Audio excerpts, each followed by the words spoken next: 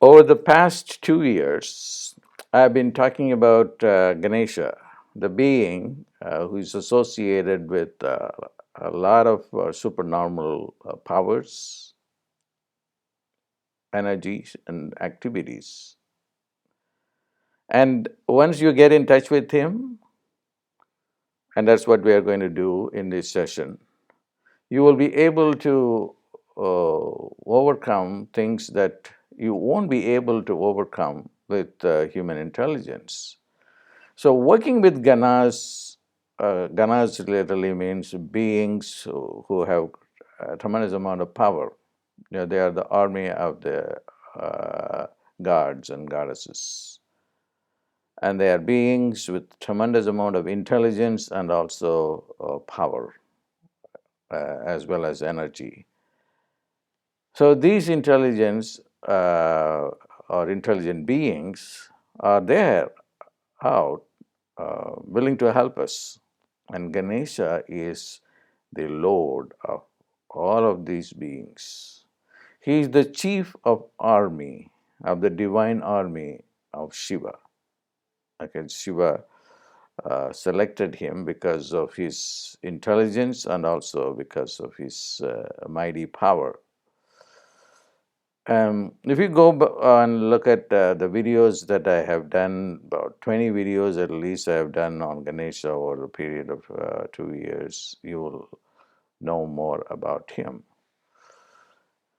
And the most important thing about Ganesha at this point of time is that he is very much alive and available at this point of time.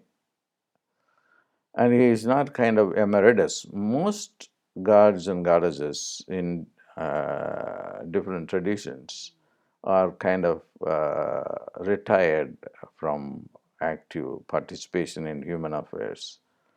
So it is not a good idea to go to a retired god uh, or a retired being or a retired messiah, but he is not retired. He is available uh, for everyone, regardless of who you are, provided if you call on him.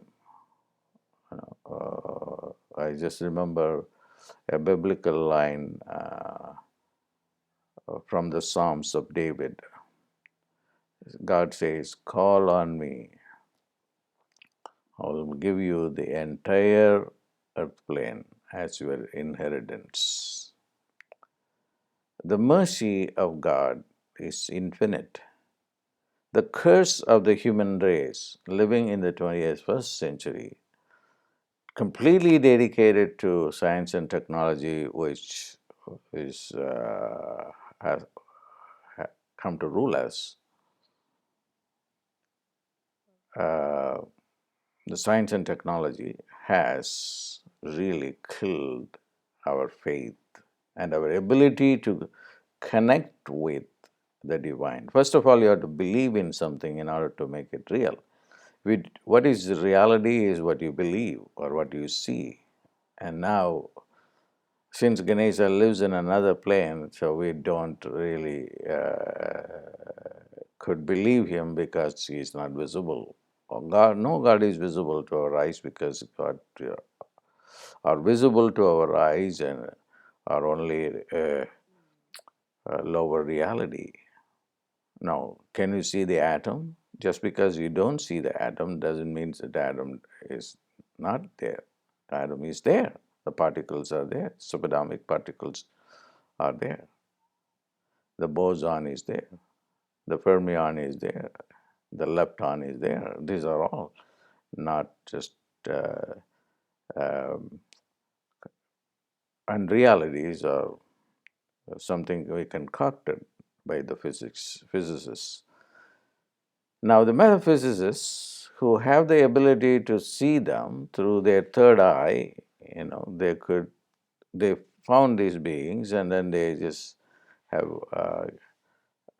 passed on this valuable knowledge so that every human being who do not have the ability, like Einstein had to figure out the atom and its power, and it's how it can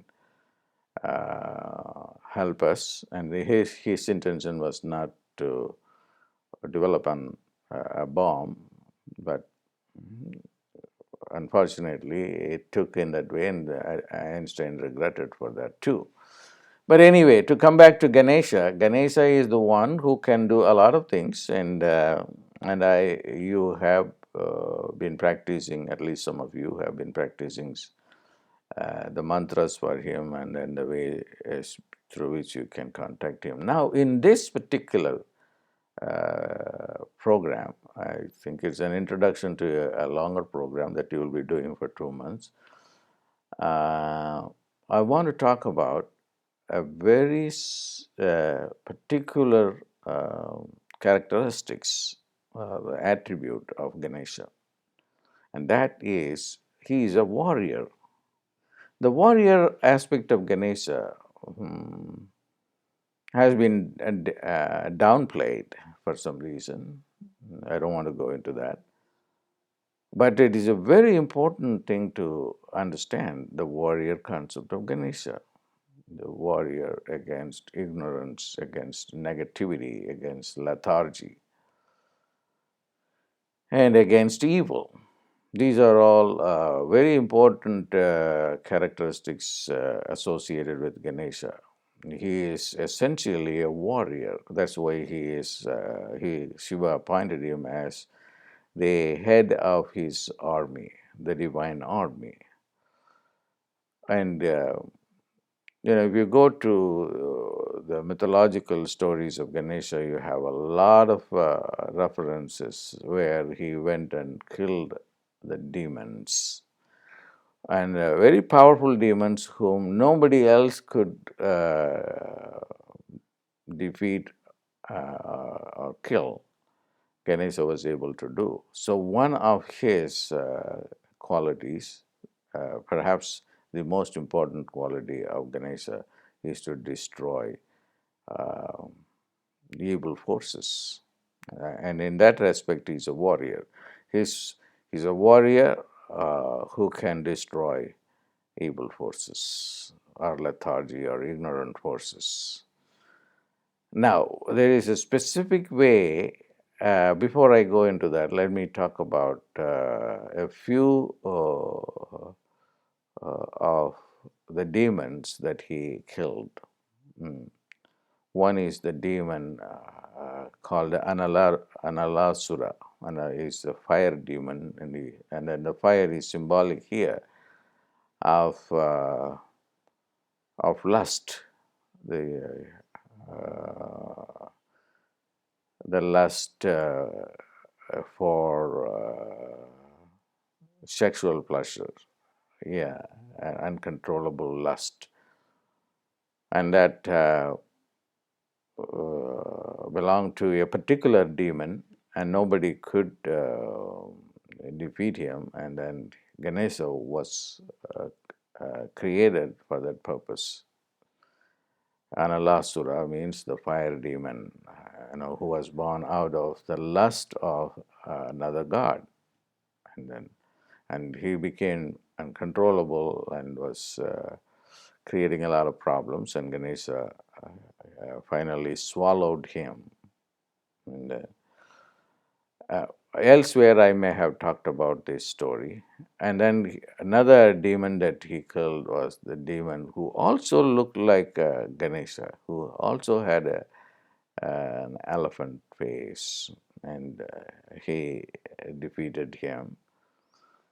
And the stories are very interesting, because once you kill somebody, although it is the killing was justified because it was a demon who killed, and there is some kind of karma attached to that. And there are stories that Ganesha himself goes and then does penance in order to get rid of the karma of killing somebody. So killing, whether it is done for a good cause or a bad cause, involves certain amount of karma. That's a great teaching. So I wanted to mention that so that you will know, you won't misunderstand the concept of warrior. So we have uh, a need to kill or destroy evil forces on a personal level or also on a collective level. We have to do that. Now, Ganesha can do that. Let me talk or focus attention more on a personal level. Personally, lethargy, procrastination, and inbuilt ignorance. These are all demonic forces within us, and that lead us to, end up in failure and unable to do things. So Ganesha could help you with all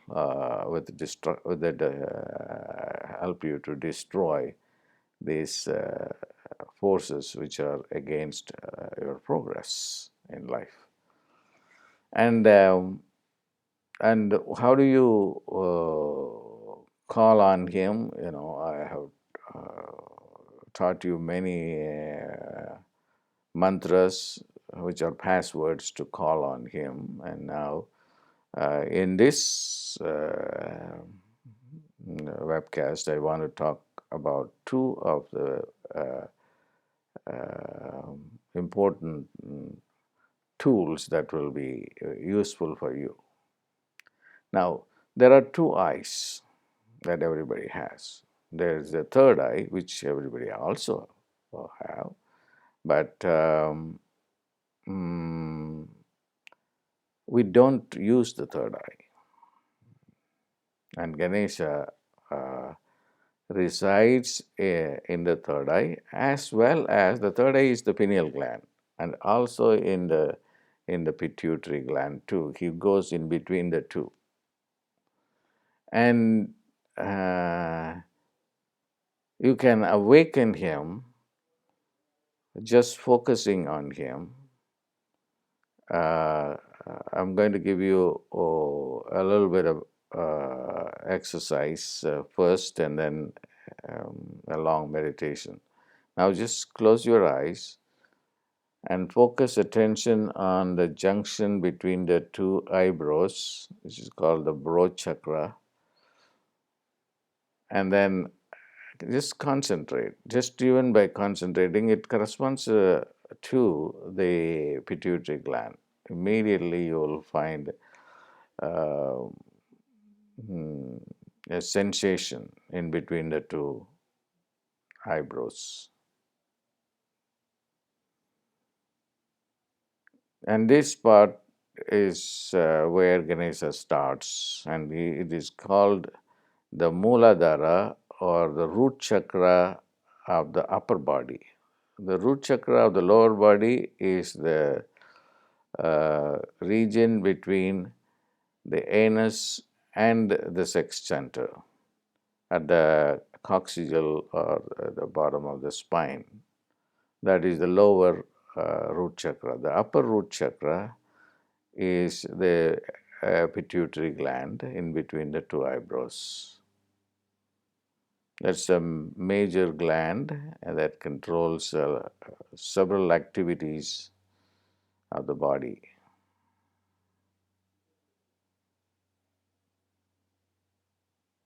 Just focus on it. And then move your attention up and go to a little bit deeper into the midbrain, to a region called the pineal gland, where it's a very small gland, 5 millimeters in diameter. And that is the place where he can be felt between the two areas. He moves between the two.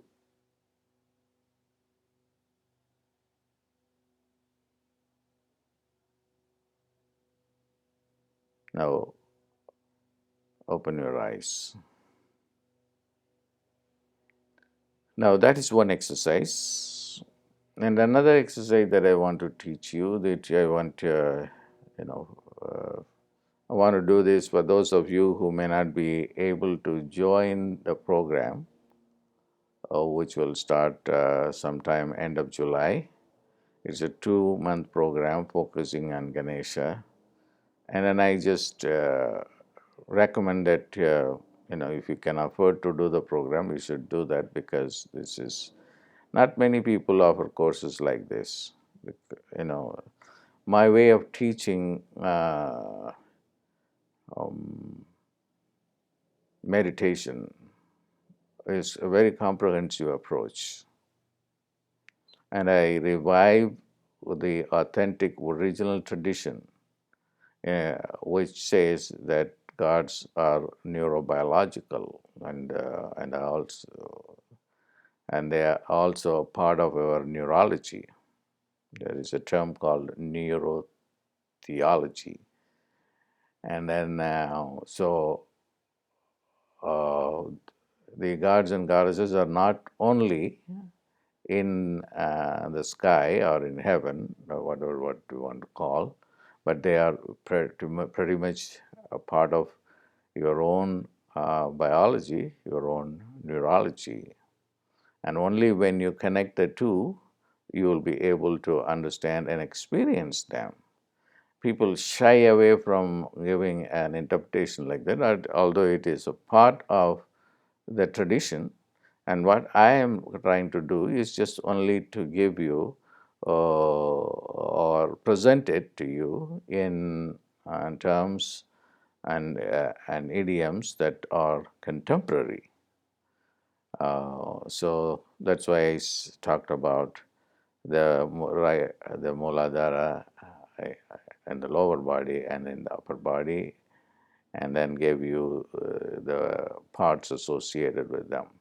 Okay, let's go to the second meditation or exercise that I'm going to teach in this one.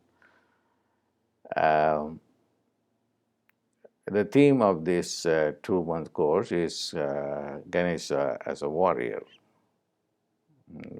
against negative forces that keep us in darkness and in failure. Now, as a warrior, Ganesha carries an axe. I don't think that an axe is a crude instrument that in those primitive days when gods and goddesses were worshipped, uh, they were considered as great weapons. And now that we have nuclear weapons, guns, and so forth, and so why when I adore weapons like an axe? But the axe that Ganesha carries is just not a physical object. Yes, it is a physical object, but it is driven by uh, psychic powers, and that is the secret behind the weapons that these gods and goddesses carry. They were driven by mantras. They can use a mantra and then just they will throw the axe, and the axe will go and destroy even a city and then come back to you. It's better than the ICBMs we have. Anyway, so how are we going to use that in our meditation? So you just only focus on the axe that Ganesha, his image, and the axe, and then you will be able to access that power. Now I'm going to give you the two meditation in a long meditation practice. Close your eyes.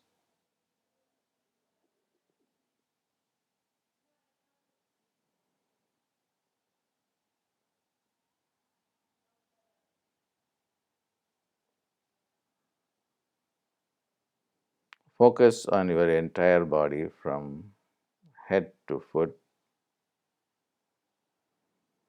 enlivening them. When you put your attention on the body, then the body will come alive. and the astral body will come alive as well, the subtle body.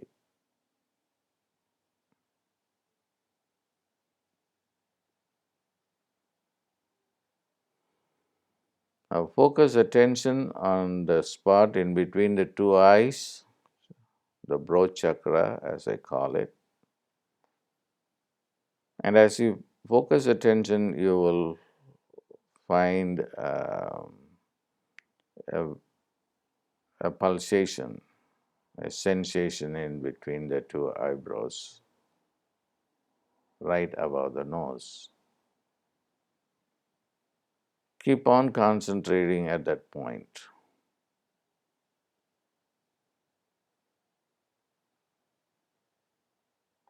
In the physical body, it corresponds to the brain part called the pituitary gland in the brain. Since we cannot reach there, we focus attention on the broad chakra.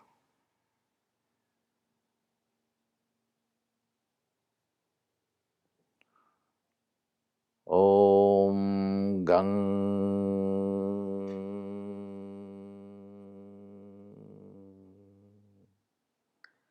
Om Gang Om Gang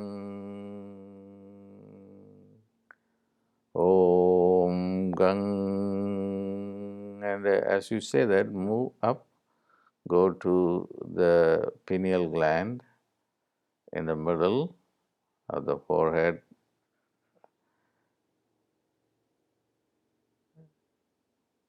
Om Gang Om Gang. Go deep inside the midbrain where the pineal gland is actually located. Om Gang Om Gang Om Gang Om Gang Om Gang Om Gang Om Gang Om Gang Om Gang.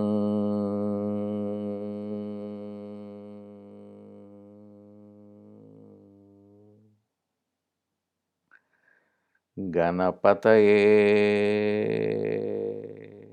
Namaha. I worship the Lord of the Ganas, the divine beings of great intelligence and power. Om Gang Om Gang Om Gang Ganapataye Namaha.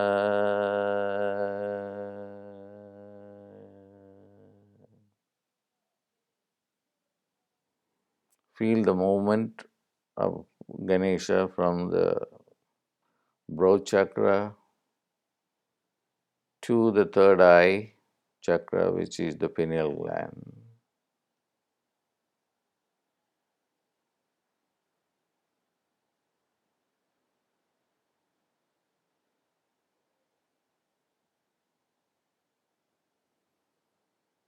Om Gang Om Gang Ganapataye Namaha.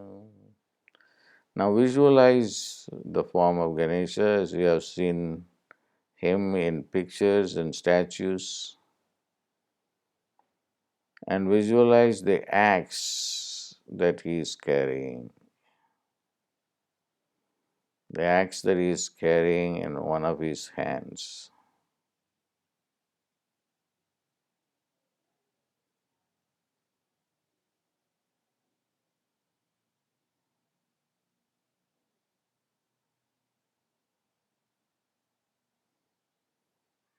Now pray to the axe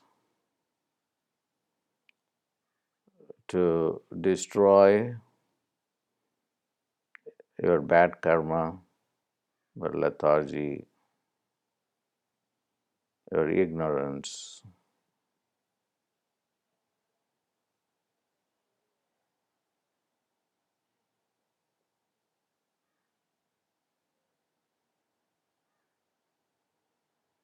your weaknesses,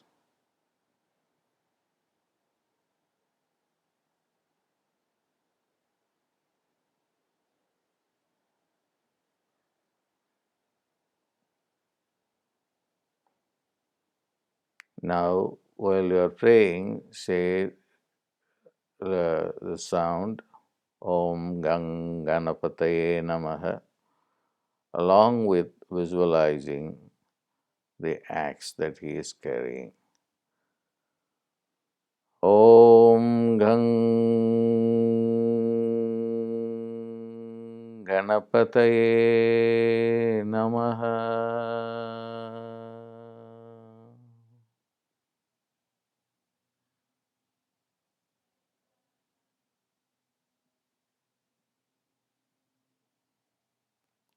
Om Gam Ganapataye Namaha. Om Gam Ganapataye Namaha. Now visualize the entire brain exploding with energy, dispersing ignorance and activating the neurons and creating synaptic gaps.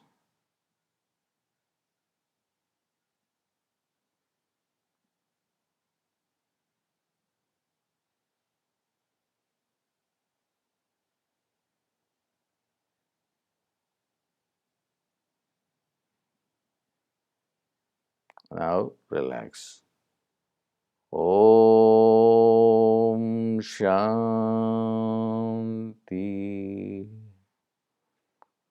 Shanti Shanti Shanti Shanti Shanti.